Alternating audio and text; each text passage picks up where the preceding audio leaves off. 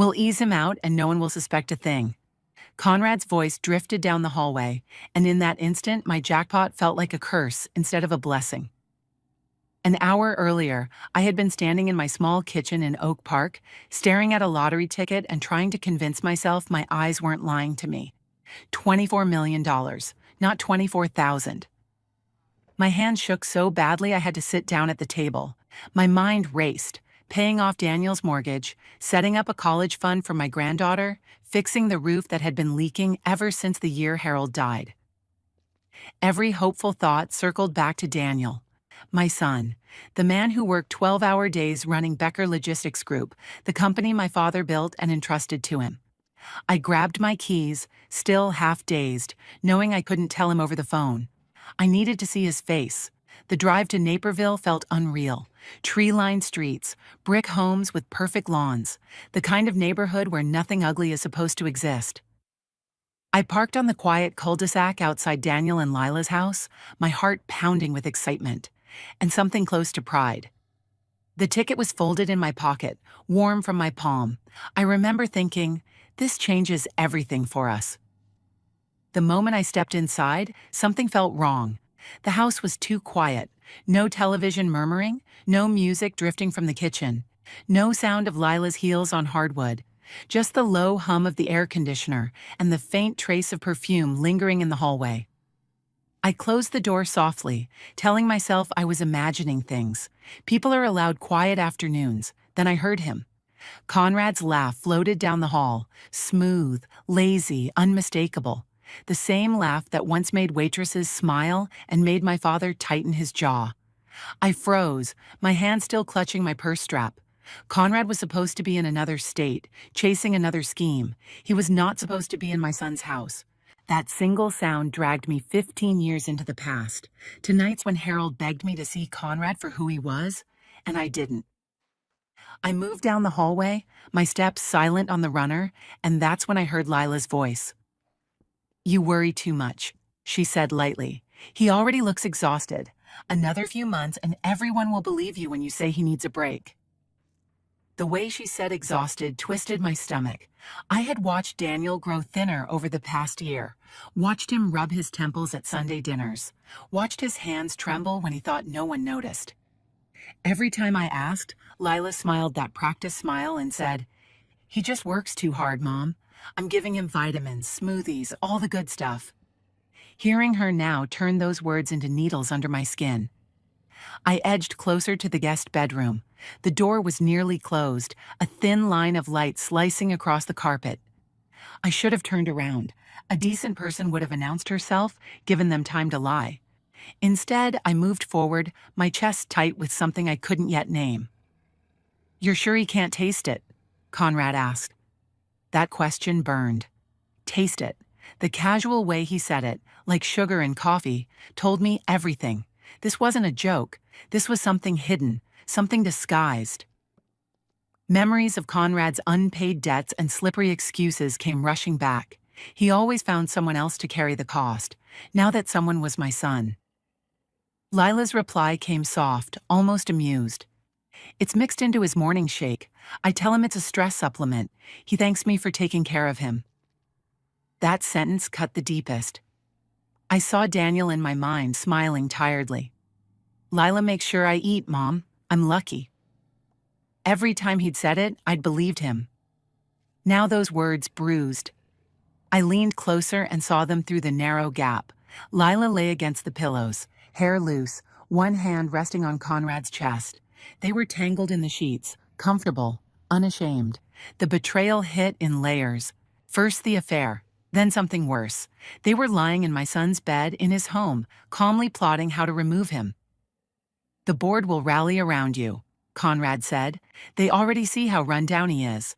Once he steps back for his health, you step in. Someone close, someone who understands the business." He spoke of Daniel's health like strategy, like leverage, like something he'd ordered. "And once Becker Logistics runs through me," Lila added, "we can talk to your friends about guiding Moira. She's sentimental. If she ever comes into money, she'll want to help. We just need to be the ones she trusts." My phone was in my hand before I realized I'd moved. I hit record, my fingers shaking. They were already planning how to use me. Sentimental, she said, like love was a flaw, not the thing that had held this family together through death and loss. Heat flooded my face. Humiliation. Rage.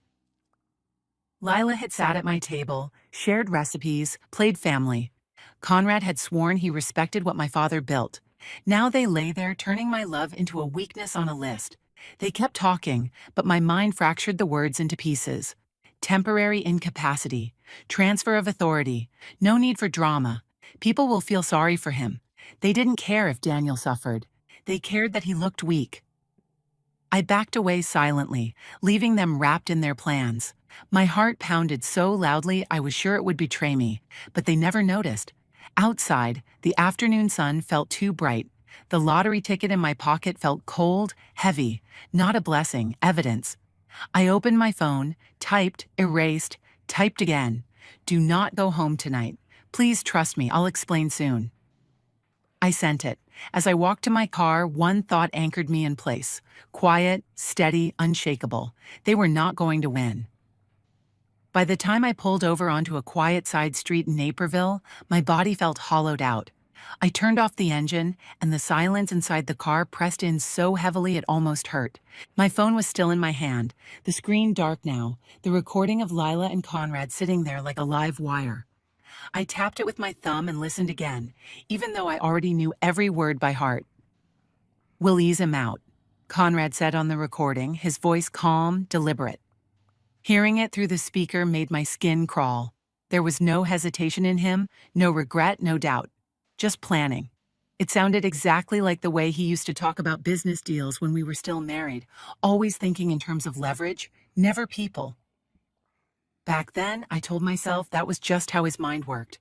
Listening now, resentment flared deep in my chest, resentment that I had ever defended him to my father. I closed my eyes and saw Harold sitting behind his desk in his old downtown office, the blinds half open, Chicago light spilling across the room. "Moira, that man doesn't love this company," he'd told me once, his hands folded neatly. "He loves what it can do for him." I remembered snapping back, my voice sharp with loyalty I thought was love. "You're being unfair. Conrad wants to help." I had chosen Conrad's charm over my father's clear-eyed judgment. Sitting there now, the shame burned, not just toward myself, but toward Conrad for ever putting me in a position where I felt I had to stand between him and my family. The recording played on. Lila's voice followed, light and certain. "He already looks exhausted. Another few months and everyone will believe he needs a break." The way she spoke about Daniel, like his worn face, was proof their plan was working, made my hands tighten on the steering wheel. This was the same woman who used to send me photos of his lunches, texting, "I'm keeping him healthy, Mom." I had believed she was proud of caring for him. Now I understood every one of those messages as cover. Every smile across my dinner table had been part of a longer game. That realization sat like a weight in my chest, and resentment bloomed at every sweet word she'd used to keep me calm. My thoughts drifted back to the first time I brought Conrad into Harold's boardroom.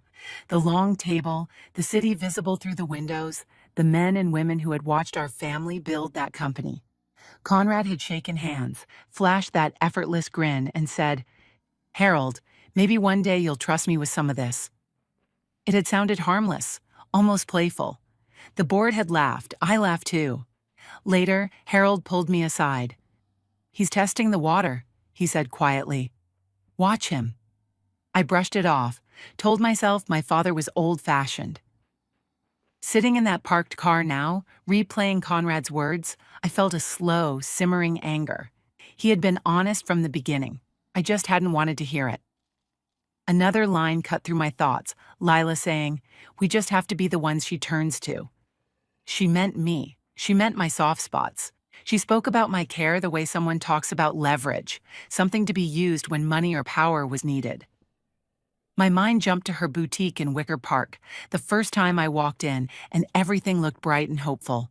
She'd hugged me and said, "This is my dream, Mom." I'd bought more than I needed because her eyes were shining and I wanted her to feel supported. Years later, when sales began to slip, she asked to present to the Becker Logistics Board. I remembered sitting at that same long table as she clicked through slides full of words like synergy and brand alignment. When the board refused to funnel company money into her failing shop, she smiled politely, but I saw her jaw tighten. "I thought family would understand," she said afterward, her voice low. At the time, I felt sorry for her. I even resented the board for being so cold. Now I saw that moment clearly. In her mind, the company had wronged her. And somewhere in that moment, she had tied the idea of family directly to access to money. I should have paid attention. Then there were the smaller comments. Conrad at Thanksgiving, chuckling, "Must be nice for Daniel. Everything handed to him." Lila laughing along, adding, "Born into the right family, that's for sure." I had taken it as harmless teasing. Sitting alone in my car, I heard those lines again and felt each one land like a thin, unnoticed cut.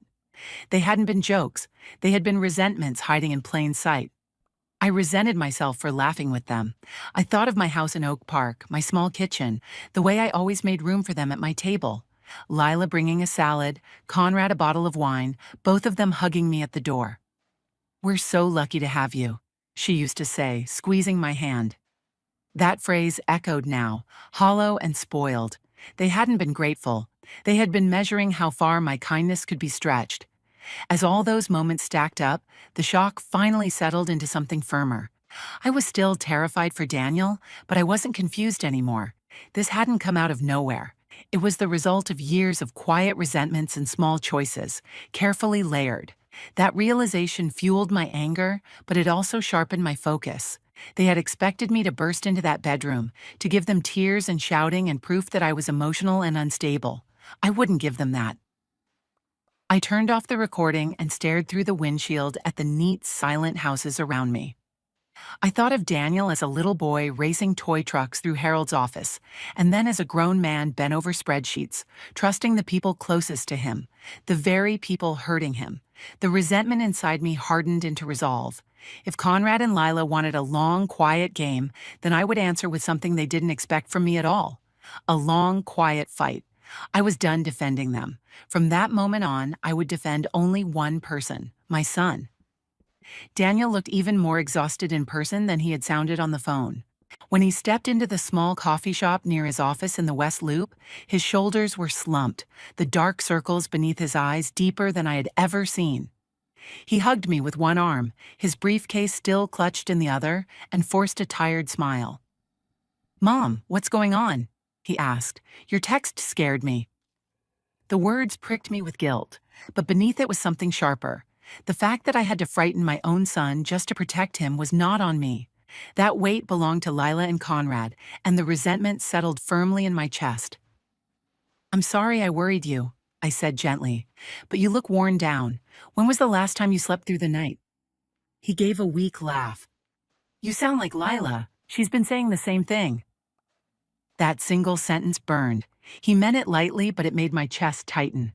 Lila, the one mixing his morning shakes, the one insisting she was taking care of him, had become his reference point for concern. Every time he used her name as proof of normalcy, it felt like my place as his mother was being edged out by someone who saw him not as a person, but as a means to an end. "I've been thinking," I said, keeping my voice steady.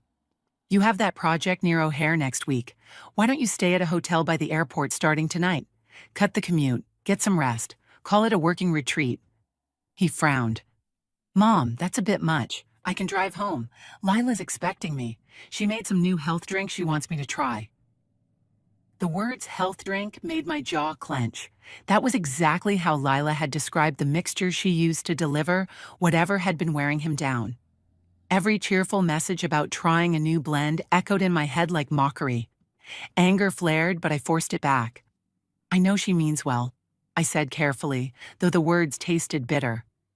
"But you're running on fumes. Please, do this for me. Just a few nights. I need to know you're getting real rest." He studied my face, searching. Finally, he sighed. "All right, if it'll ease your mind, I'll book a room. But you have to tell me what this is really about." "I will," I said. "Soon. One more thing. I want you to see Dr. Shaw. Today, if she can fit you in." He groaned softly. "Mom." I'm serious, Daniel. The headaches, the tremors, the stomach issues. This has gone on too long. You've told me about all the supplements Lila's giving you. I want a doctor to see the whole picture. At the sound of Lila's name, something twisted inside me. Every symptom he'd mentioned over the past year had been dismissed by her with a practiced smile and a gentle touch. It's just stress. He works too hard. I had believed it because I wanted to. Now each memory sharpened my resentment. Dr. Riashaw's office overlooked the river, all glass and steel. In the exam room, I watched Daniel answer her questions, his voice flat with fatigue. When she asked about his diet, he said, "My wife handles all that. Smoothies, shakes, vitamins, she's careful." Careful. The word tightened my throat. I watched Dr. Shaw jot it down and had to bite my tongue. Careful was the last word I would have used. I wanted to stand up and shout that the person he trusted most was betraying that trust. Instead, I folded my hands and stayed silent. Dr. Shaw ordered a full panel of tests, including screens for substances that could accumulate over time. She explained everything calmly, professionally. Daniel nodded, overwhelmed. I signed the paperwork as his emergency contact, just as I had when he was a teenager. The familiarity of that gesture hit me hard. I had given Conrad and Lila every chance to stand beside me in that role. They had twisted it instead. When the results came back a few days later, Dr. Shaw called us in. Her expression was grave. "There are signs of repeated exposure to something that should not be in his system," she said. "This isn't a one-time incident. It's been happening over a prolonged period." The room tilted. Repeated exposure, over time. It confirmed what I had overheard and unlocked an old memory. Daniel at 8 years old, pale and shaking after a weekend with Conrad. Conrad laughing it off. "Loosen up, Moira. He's fine." I remembered sitting at the kitchen table counting Daniel's breaths. Back then, I told myself I was overreacting. Now I recognized the pattern. Conrad's carelessness, grown darker, and now shared with Lila. I could have collapsed right there. Instead, I chose control. "Thank you," I said evenly. "We'll follow your recommendations." From there, I went straight to Elias Grant, an estate and corporate attorney on LaSalle Street. I felt out of place among the suits with my worn shoes and plain purse, but the lottery ticket rested in an envelope at my side, and it gave me a strange, steady confidence. I told him the amount. Then I told him why it needed to be hidden, protected, sealed away. As I spoke, I heard myself list everything I had given them over the years.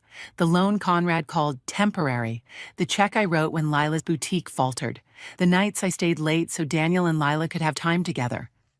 I had paid in money, time, and faith. Now I was the one forced to hide a blessing meant for my family. The injustice cut deep. Elias listened, then said, "We'll place it in a trust with ironclad terms. They won't touch it, and we should review your son's company, quietly." With his help and Becker Logistics' in-house counsel, we combed through records, board minutes rejecting Lila's bailout proposal, draft emails she'd saved but never sent, describing Daniel as overwhelmed and no longer capable of handling leadership. One line chilled me. In his current condition, someone closer to home should step in. Then another draft about me. Moira is emotional and unsuited to manage sudden large assets. She needs guidance. Rage flared. I pictured storming their house, waving the evidence, demanding the truth. Then I stopped myself. Yelling would only give them what they wanted. I chose silence, planning. When Daniel, Elias, and I finally sat in a glass-walled conference room, I laid everything out. The medical results, the emails, the recording from Naperville. At first, Daniel shook his head, instinctively defending Lila, just as I once defended Conrad. Each she wouldn't do, that felt like a blow. Then his shoulders sagged. He covered his eyes. "I don't understand," he whispered. "How could they—" I reached for his hand. "We don't have to understand why," I said. "We just have to stop them. No scenes, no shouting. We let facts speak." He nodded, tears in his eyes. In that moment, my resentment crystallized into resolve. I was done protecting people who harmed my son. From now on, every move I made would be for Daniel, and for the legacy they thought they could quietly steal. The next step began quietly with a simple email, not a confrontation, not a scene. Daniel sat at his desk at Becker Logistics, fingers hovering over the keyboard, while Elias and I stood behind him. The blinds were half closed, the Chicago River a dull strip of gray beyond the glass. Daniel read the draft once more, his professional voice reflected in the words on the screen. Due to ongoing medical evaluation, it read, no changes to authority, contracts, or access will be valid unless approved in writing by the full board. Short, firm, unmistakable. A quiet wall rising between him and the people trying to edge him out. Are you sure? Daniel asked, glancing back at us. Yes, Elias said calmly. This protects you and the company. Anyone who tries to work around it will expose themselves. I nodded. Send it, I said. You're not asking for special treatment. You're asking for order. He pressed send. As the progress bar slid across the screen, I felt pride swell in my chest. Pride in my son for reclaiming his ground. But threaded through it was resentment. He should never have had to draw this line in writing. Not against his own wife. Not against a man who had already done enough damage to our family. That afternoon, I sat at my kitchen table in Oak Park, papers spread beside a cup of coffee gone cold. It had become my quiet command center. When I looked up, my eyes landed on the family photos lining the wall. One showed Lila at a holiday dinner, her head resting on Daniel's shoulder, smiling warmly at the camera. I studied that smile and felt my stomach tighten. It used to make me happy. Now it felt like proof of how easily she could perform. My phone buzzed. Lila's name flashed across the screen. Hey Mom, she wrote. Daniel just sent a strange email to the board. Is he okay? He's been so stressed. I'm worried about him. Let me know if you hear anything. The words were soft, almost tender, and they made my skin crawl. She spoke of concern as if she hadn't been the one feeding his exhaustion day after day, as if I hadn't been warning Daniel for months that something was wrong. I felt resentment flare, not loud, not explosive, but sharp. I didn't reply. I set the phone face down and let the silence answer for me. For once, I didn't rush to reassure or explain. If she felt unsettled, she could sit with that feeling. The next day, Becker Logistics in-house counsel called. We've received some troubling correspondence, he said. You need to see this. I took the train downtown and met him and Elias in a glass-walled office. Copies of letters lay on the table, printed on company letterhead. One began, "To whom it may concern." Lila had written, due to Daniel Becker's ongoing health challenges and his request to step back from daily operations, I will be assuming direct control of Becker Logistics Group to ensure stability.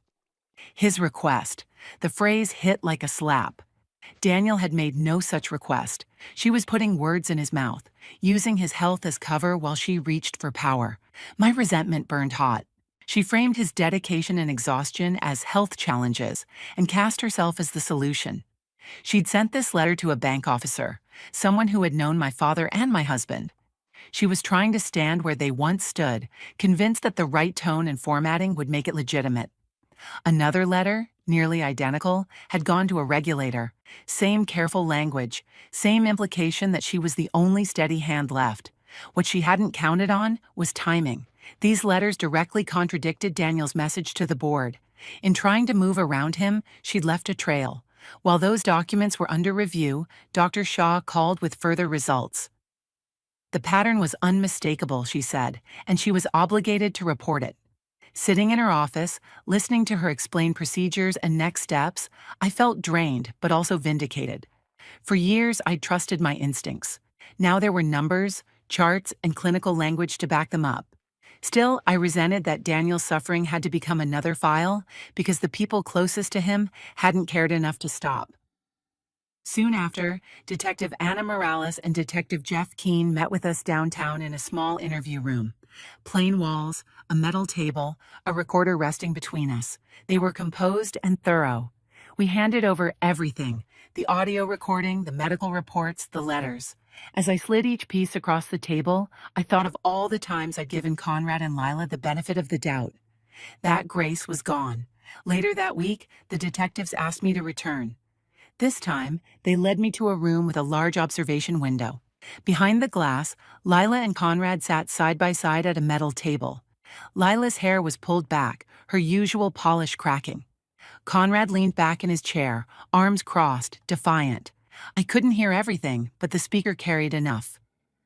"Did Daniel ask you to take over his company?" Detective Morales asked. Lila's voice trembled. "He's not well," she said. "Someone has to think about the future. He depends on me. His mother is too emotional." Hearing her use that old word, emotional, made my hands curl into fists. Even here she tried to diminish me to elevate herself. Conrad spoke next, his voice edged with bitterness. "That company never should have been his," he said. "I put in years there." Anger surged. Years of talking, not building. My father had seen it. I had refused to.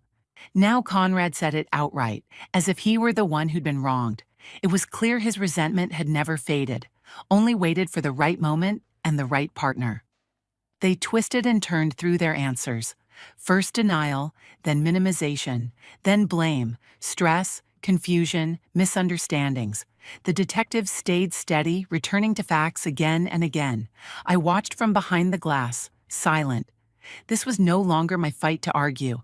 I let the truth speak without my voice added to it. The final step came at a Becker Logistics Board meeting. I sat at the long table with members who had known my father. Papers rustled, screens glowed. At the head, Evelyn Franklin cleared her throat. "In light of recent events," she said, "we are amending our bylaws." She read the changes aloud. No spouse or non-employee could assume control, temporarily or otherwise, without full board approval and explicit written consent from Daniel. No vague helping out, no backdoors. As she spoke, I thought of all the times Lila had referred to herself as a partner in the business, of Conrad strolling the halls like he still belonged. Each memory carried a sting, but as the vote passed unanimously, that sting eased. Their actions had forced this reckoning. The company was stronger for it. Afterward, security confirmed Lila's access badge was deactivated. She would no longer drift through Daniel's professional life as if it were hers. I rode the elevator down alone, my reflection in the metal doors looking tired, but steady. I hadn't raised my voice. I hadn't accused or demanded. I had simply watched as their own choices closed every door they tried to slip through.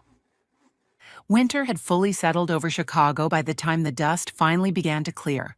The trees along Daniel Street in Naperville stood bare, the lawns brown and frozen, and a sharp wind cut between the houses on the day Lila returned with a moving crew and a police officer to collect what remained of her things.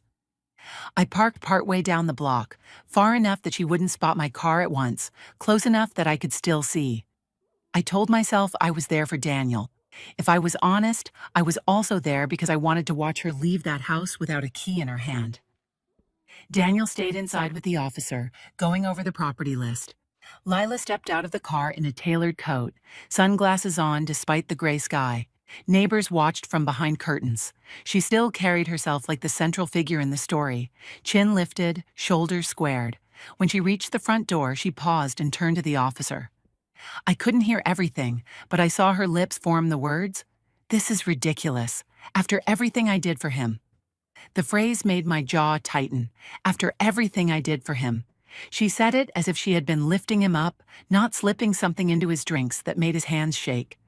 Even now, with boxes in her arms and an officer beside her, she cast herself as the one who had been wronged. I resented that reflex, the need to rewrite reality even as it closed in around her. Later, Daniel told me fragments of what she said inside. At one point, while packing her clothes, she told him, "You're letting your mother drive this. She never liked me." Hearing that made something inside me go cold. She knew exactly how many times I had defended her, how often I had second-guessed my own instincts when her smiles felt off. And yet, the moment she lost access, she reached for the simplest story available. Blame the older woman in the background. Strangely, that accusation brought a kind of freedom. If she needed me to be the villain in her version of events, I could live with that. Word spread quietly. In certain circles, people whispered about what happened with Lila Becker. I heard that some of her former boutique clients looked away when they passed her at events. A woman connected to church mentioned, She says it's all been exaggerated, that Daniel's family turned on her. The phrasing stung. It made it sound as if we had turned cruel overnight, rather than finally choosing to believe what we were seeing. I resented that she still framed consequences as betrayal. Conrad's name surfaced too. According to Elias, his lawyer argued aggressively in court filings, always the same angle. Conrad meant well. Conrad was concerned. Conrad was misunderstood. Not once did he acknowledge how long his resentment had been building, how often he joked that the company should have been his. Even faced with the wreckage of his choices, he clung to the role of the overlooked man. I resented how easily he slipped into that narrative, knowing how many overdue notices I had covered for him, how many chances he had burned through. Daniel's recovery came slowly, like winter easing toward spring, one careful day at a time. Color returned to his face. The tremor faded. His eyes were clearer when he sat across from me at my kitchen table in Oak Park. We ate simply: roast chicken, plain rice, vegetables, no shakes, no powders. One evening, he went quiet and pushed his plate away. "I keep thinking about how many times I thanked her for taking care of me," he said. The words cut deep. His gratitude had been real. Her care had been a lie. I felt anger rise, not just at what they did, but at how they used his goodness as cover. On Sundays, I returned to my usual pew at our small church in Oak Park. People had heard fragments of the story. They approached with lowered voices. "We're praying for your family." "Such a hard thing." One older woman said, "I always thought Lila was so put together. It's hard to believe." There was no cruelty in her tone, but the comment still carried a familiar sting. Once again, polish had been mistaken for character. This time, I didn't correct her. I simply said, "We're moving forward." I had learned I couldn't control what others chose to see, only what I allowed into my own life. The night I finally opened the fireproof box in the hallway closet, Daniel was at the kitchen table, flipping through company reports. The light above us was warm. The house was quiet. I set the box down, turned the lock, and lifted the lid. Inside lay the lottery ticket in a clear sleeve, alongside thick folders bearing Elias's firm name. "Mom?" Daniel said, frowning. "I should have shown you sooner," I said, "but I needed everything steady first." I slid the ticket toward him. "This is why I was driving to your house that day, before I heard them." He stared at the numbers, then at me. "Is this real?" 24 million, I said. "Already claimed, already protected. It paid for Elias, the tests, everything that kept you and the company safe. It was the shield they never knew about." He leaned back, wiping his eyes. "You had all of this, and you didn't tell them. You didn't tell anyone." "I wasn't going to give them another reason to circle," I said. "This money is for people with clean hands. For you, for your daughter, for the people who stayed loyal when things shook. Not for anyone who looked at you and saw a path to a bank account." He let out a quiet, disbelieving laugh. "You could have done anything. Traveled, bought a new house, and you chose lawyers and lab tests." "I chose you," I said. "The rest is just numbers." After he left, with a hug that lingered longer than usual, I washed the dishes and turned off the lights one by one. I stood alone in my quiet kitchen, the same room where I had once doubted myself, afraid I was seeing shadows where there were none. Now I knew I had been right to trust my own eyes. For the first time in years, being alone didn't feel like abandonment. It felt like closing a door that had been left open far too long. And as I dried my hands and glanced at the empty chair where Daniel had been sitting, one thought settled clearly in my mind. If they couldn't break me when I was in the dark, they were never going to touch us now that I could see everything.